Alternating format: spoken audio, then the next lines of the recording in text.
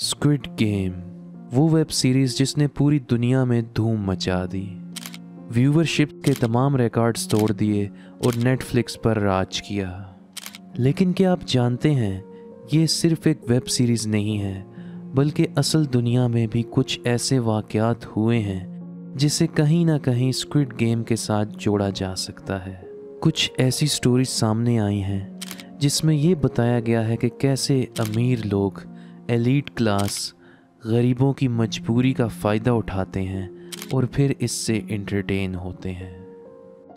ये कहानी है नसूबी की, वो कॉमेडियन जो शोहरत और पैसे के लिए कुछ ईवल प्रोड्यूसर्स के हाथ लग गया और उन्होंने कैसे इसकी मजबूरी का फ़ायदा उठाया, इसको टॉर्चर किया और इसको टॉर्चर होते देखकर एंटरटेन होते रहे।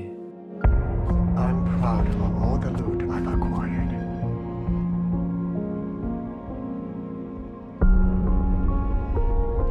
Hello everyone and welcome to Ali's dark corner. दोस्तों, अगर आपने स्क्विड गेम सीरीज़ नहीं देखी तो इसके बारे में मैं आपको थोड़ा बहुत बता देता हूँ। इसमें दिखाया जाता है कि जो लोग बहुत गरीब हैं या फिर वो किसी कर्जे तले डूबे हुए हैं और उनके पास बाहर निकलने का कोई भी रास्ता नहीं है, इन सब को एक आदमी पैसों का लालच देकर हायर करता है और फिर वो कहता है कि ये कुछ गेम्स खेलनी है जिनके बाद आपको एक बहुत बड़ी प्राइस मनी मिल जाएगी, जिसके ज़रिए आप अपना कर्जा भी अदा कर दोगे और अपनी बाकी की ज़िंदगी आराम से गुजार सकोगे।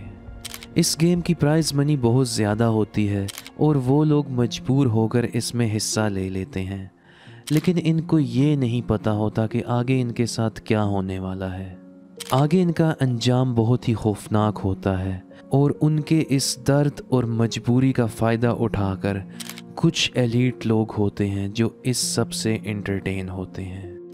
ये तो थी स्क्विड गेम की कहानी। अब मैं आपको बताऊंगा एक ऐसे इंसान की कहानी जिसे आप स्क्विड गेम से कहीं ना कहीं जोड़ सकते हैं।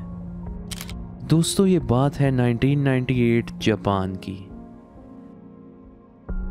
एक कॉमेडियन था जिसका नाम था टोमोआकी हमात्सु।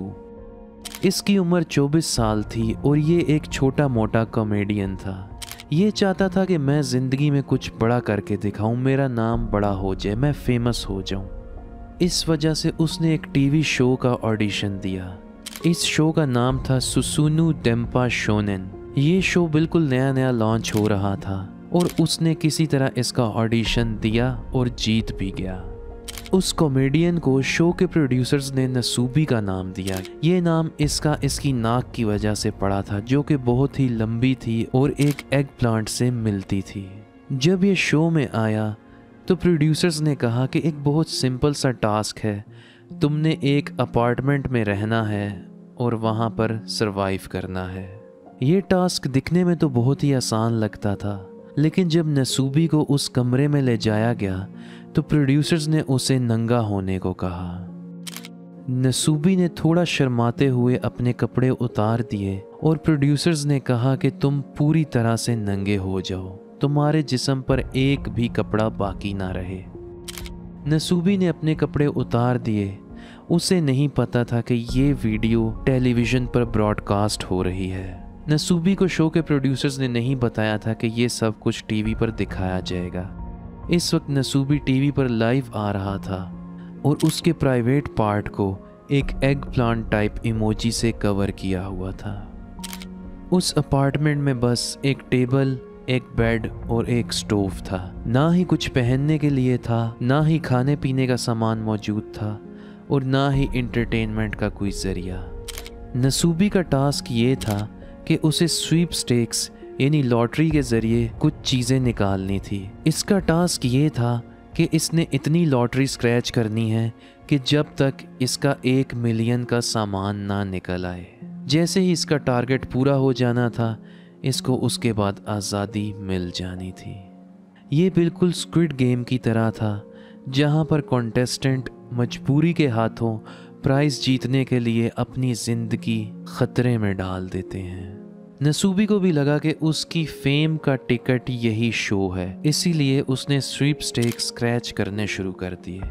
वो नहीं जानता था कि वो पूरी दुनिया के सामने एक पपेट बनने वाला है और पूरी दुनिया इसका ये तमाशा एंजॉय करने वाली है। शुरू में तो नसूबी के हाथ में कुछ नहीं आया, सिर्फ एक जेली निकल आती थी जिसे खाकर वो गुजारा कर लेता था। वो कई दिनों तक लॉटरी स्क्रैच करता रहा और उसे जूस और जेली मिलती रही। वो इसे ही खा पी कर गुजारा करता था। यहाँ से पता चल रहा था कि इस शो के प्रोड्यूसर्स कितने ही सैडिस्टिक नेचर के हैं कि वो उसे एक नॉर्मल खाना भी नहीं देना चाहते थे। दिन गुजरते गए, हफ्ते गुजरते गए, महीने गुजरते गए। लॉटरी स्क्रैच करने के बाद नसूबी का एक रेडियो निकला। ये उसके लिए महीनों बाद कोई एंटरटेनमेंट का एक जरिया था, लेकिन ये रेडियो भी चंद दिनों बाद ही ख़राब हो गया और वो फिर से लॉटरी स्क्रैच करने लगा।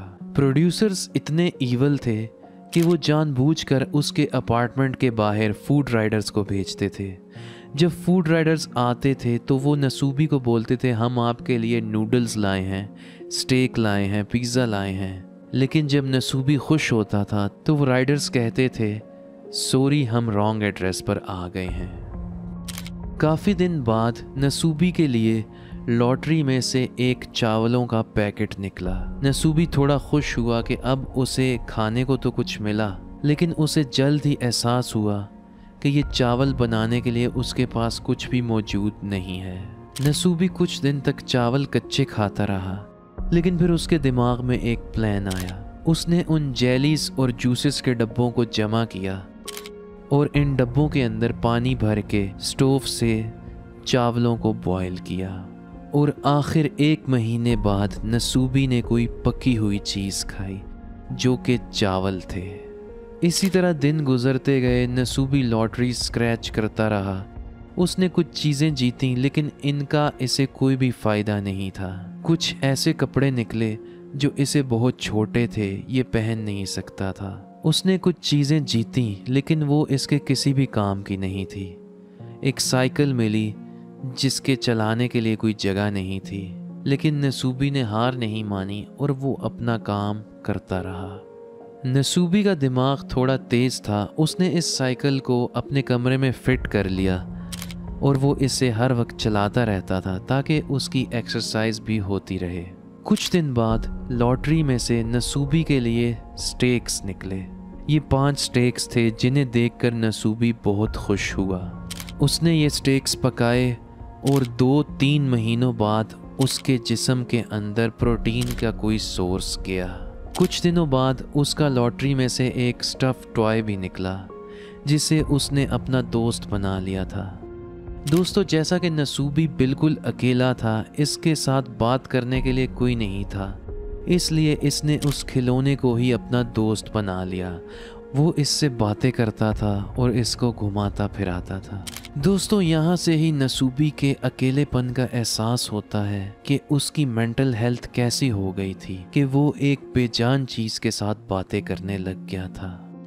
जब 6 महीने गुजर गए तो नसूबी को एक टूथपेस्ट और टूथब्रश मिला और उसने 6 महीने बाद अपने दांत साफ किए।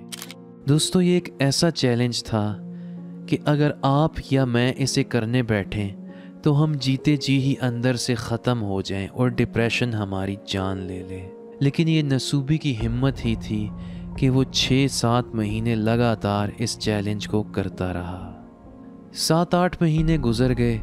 नसूबी को इनाम के तौर पर टीवी प्रोड्यूसर्स ने कुछ खाने को भेजा।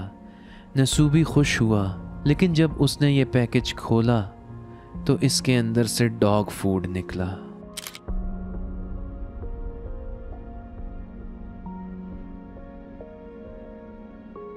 नसूबी कुछ दिनों तक डॉग फूड खाकर जिंदा रहा और उसकी ये सफरिंग पूरा जापान देखता रहा। नसूबी लॉटरीज से निकले हुए इनामात जमा करता रहा और कुछ दिन बाद उसकी लॉटरी में एक प्ले स्टेशन की सीडी निकली। लेकिन यहाँ पर वही बात थी कि नसूबी के पास ना ही टीवी था और ना ही प्ले स्टेशन, तो ये सीडी उसके किस काम की। इस दौरान में लोगों को नसूबी की लोकेशन भी पता चल गई थी और वो लोग इसके फैंस बन गए थे, जिसकी वजह से प्रोड्यूसर्स को ख़तरा हुआ कि अब तो लोग इसके अपार्टमेंट में घुस जाएंगे और उन्होंने एक टीम भेजी उस टीम ने नसूबी की आंखों पर पट्टी बांधी और इसकी लोकेशन चेंज कर दी। नसूबी जब नई लोकेशन पर पहुंच गया, 7-8 महीने गुजर गए। आखिर नसूबी ने एक टीवी भी जीत लिया और एक प्लेस्टेशन भी जीत लिया। 8 महीनों में नसूबी के पास ये पहली कोई ऐसी चीज़ आई थी जो उसे थोड़े टाइम के लिए एंटरटेनमेंट प्रोवाइड कर सके। नसूबी ने 3-4 दिन तक लगातार प्लेस्टेशन खेला, लेकिन उसके बाद नसूबी को एहसास हुआ कि ये तो उसका गोल उससे छीन रहा है। इसलिए उसने प्लेस्टेशन पे बैन लगाया और दोबारा से लॉटरी स्क्रैच करने लगा। आखिर कुछ दिन बाद नसूबी ने अपना 1 मिलियन का टारगेट पूरा कर लिया। नसूबी को वहाँ पर खबर तो नहीं थी कि मेरा टारगेट कितना हुआ है, इसलिए जब रात के वक्त नसूबी सो रहा था तो टीम के प्रोड्यूसर्स ने आकर इसको जगाया और इसे कंग्रेचुलेट किया। अगले कुछ दिनों तक नसूबी को खूब घुमाया फिराया और मज़े मज़े का खाना खाया। जब नसूबी ने अपने कुछ दिन एंजॉय कर लिए तो प्रोड्यूसर्स को ये ख्याल आया कि अब तो हमारा शो ख़त्म हो रहा है, रेटिंग्स गिर जाएंगी और हमारे पास और कोई मकसद नहीं रहेगा। इसीलिए उन्होंने नसूबी की आंखों पर दोबारा से पट्टी बांध दी और उसे एक नई लोकेशन पर ले गए। जब नसूबी एक नई लोकेशन पर गया तो उसने देखा कि ये तो उसी तरह का कमरा है और नसूबी ने किसी के कहे बगैर अपने कपड़े उतारना शुरू कर दिए। नसूबी अब इन चीज़ों का बिल्कुल आदी हो गया था, उसे कहने की ज़रूरत ही नहीं पड़ी। उसने कपड़े उतारे और लॉटरी स्क्रैच करनी शुरू कर दी। कुछ दिनों बाद नसूबी को पता चला कि उसे कोरिया में शिफ्ट कर दिया गया है। इस वक्त वो कोरिया में मौजूद है और अब उसे लॉटरी से इतना पैसा बनाना है कि वो अपने वापसी की टिकट कर ले। अब इस वक्त नसूबी लॉटरी स्क्रैच करने में काफ़ी एक्सपर्ट हो गया था और उसने अपना ये टारगेट कुछ ही दिनों में पूरा कर लिया। लेकिन इस शो के प्रोड्यूसर्स अभी भी नहीं माने। उन्होंने नसूबी को कहा कि अब तुमने इकॉनमी क्लास का टिकट तो पूरा कर लिया है, अब हम तुम्हें बिजनेस क्लास में प्रमोट कर रहे हैं और अब तुम्हें बिजनेस क्लास के टिकट के पैसे जोड़ने हैं। और नसूबी फिर से मायूस होकर वही लॉटरी स्क्रैच करने लगा। ये टारगेट भी नसूबी ने पूरा कर लिया और इस वक्त नसूबी को इस कमरे में 11 महीने गुजर चुके थे। जब नसूबी ने यह टारगेट पूरा किया तो उसकी आंखों पर दोबारा से पट्टी बांध दी गई और उसकी लोकेशन चेंज कर दी गई। जब नसूबी की आंखों से पट्टी हटाई तो नसूबी ने देखा कि वो एक और कमरे में मौजूद है और इस कमरे की सेटिंग भी उन्हीं अपार्टमेंट्स की तरह है। नसूबी समझा कि मेरे साथ फिर से वही होगा और उसने दोबारा से अपने कपड़े उतारना शुरू कर दिए। जब नसूबी नंगा हो गया तो अचानक उस कमरे की दीवारें गिर गईं और नसूबी ने अपने आप को एक स्टेज पर देखा। उसने देखा कि मैं एक स्टेज पर मौजूद हूँ और मेरे सामने हज़ारों लोग हैं जो तालियां बजा रहे हैं। इस वक्त नसूबी को एहसास हुआ कि ये सब कुछ लाइव स्ट्रीम हो रहा था पूरे 11 महीने तक और दुनिया मेरे ऊपर हंस रही थी। स्क्विड गेम में भी जब मेन कैरेक्टर वो गेम्स जीत जाता है तो उसे एहसास होता है कि मैंने ये पैसा तो जीत लिया लेकिन मैंने अपनी इंसानियत खो दी। नसूबी ने अपनी ज़िंदगी के 11-12 महीने खो दिए और वो भी दुनिया को एंटरटेन करने के लिए। शो के बाद नसूबी कुछ टाइम के लिए तो डिप्रेशन और PTSD का शिकार हो गया, लेकिन आहिस्ता आहिस्ता वक्त के साथ साथ नसूबी का मेंटल स्टेट दोबारा से नॉर्मल होने लगा। जापान में इस शो के खिलाफ बहुत से सवालात भी उठाए गए। लोगों ने ये सवाल किया कि क्या किसी इंसान को टॉर्चर करना एंटरटेनमेंट है? क्या किसी की आज़ादी छीन लेना एंटरटेनमेंट है? प्रोड्यूसर्स का ये कहना था कि नसूबी ने ये कॉन्ट्रैक्ट पढ़कर साइन किया था और इसमें उसकी मर्जी भी शामिल थी। तो दोस्तों, नसूबी की ये कहानी आपको कैसी लगी? आपका क्या ख्याल है? क्या हम इसकी कहानी को स्क्विड गेम के साथ कंपेयर कर सकते हैं? मेरा तो ख्याल है कि हाँ, उसमें भी इंसान की मजबूरी का फ़ायदा उठाकर लोग एंटरटेन होते हैं और नसूबी की कहानी में भी कुछ ऐसा ही हुआ। उम्मीद है कि आपको मेरी ये वीडियो पसंद आई होगी। अगर आपको ये वीडियो पसंद आई तो इसे लाइक करें और मेरे चैनल को सब्सक्राइब करें। आप बेल के आइकन पर क्लिक करें ताकि मेरी हर वीडियो का नोटिफिकेशन आपको मिल सके।